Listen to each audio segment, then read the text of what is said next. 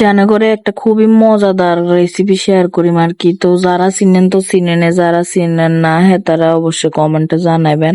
তো এটি প্রথমে মা কিন্তু সুন্দর করে কুড়ি বাছি ধুই দিছে, আর এরপর গরম জল দিয়ে বালা করে ধুইছি, কারণ লোত লোত আসছিল অনেক। লবণ গরম জল দিয়ে কয়েকবার ধুইছি, তারপরে লবণ হলুদ মানে পেঁয়াজ কাঁচামরিচ টমেটো যা যা লাগে গরম যে মশলাটি সবকিছু সুন্দর করে কষা লইছি, আদা বাটা রসুন বাটা জিরা বাটা ধনিয়া বাটা দিই।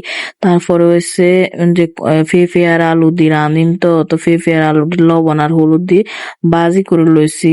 তারপরে যে মাংসটা আছে এটা দিয়ে দিছি, মশলার লগে কষাইতাম, অনেকক্ষণ ধরে কষাইছি, আপনারা দেখলে বুঝতে পারবেন।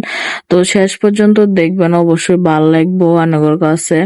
তো কে কে খাইছেন অবশ্যই এটা জানায়েন, আর খাইতে যে কি স্বাদ এটা আপনারা না খাইলে বুঝতেন না। তো আর অনেকক্ষণ ধরে কষাইছি, মারা যে এনে কইছে এনে কইছি। তো আই কিন্তু প্রথমবারের মতো রাঁধছি, যে আগে কোনোদিন রাঁধিনো খাইছি কিন্তু রাঁধিনো। তো আনা কথা কইতে কইতে পেঁপে আলুটা দিয়ে সুন্দর করে কষাই লইতাছি, এর হরে সামান্য একটু জল দিয়েও কষাই লুম আর কি। এটি বিশেষ করে পাহাড়িরা খায় তা বেশিরভাগ, তো বাঙালিরাও খায়, তবে অনেকে খায় অনেকে খায় না, তো এটা যাদের ব্যক্তিগত ব্যাপার। তো এরপরে এটা সুন্দর করে কষানোর পরে এবার যায় জল দিই, ডিম জল দিই, সুন্দর করে লাড়ি সারি সিদ্ধ হইতো ডিম সবকিছু সুন্দরভাবে একদম।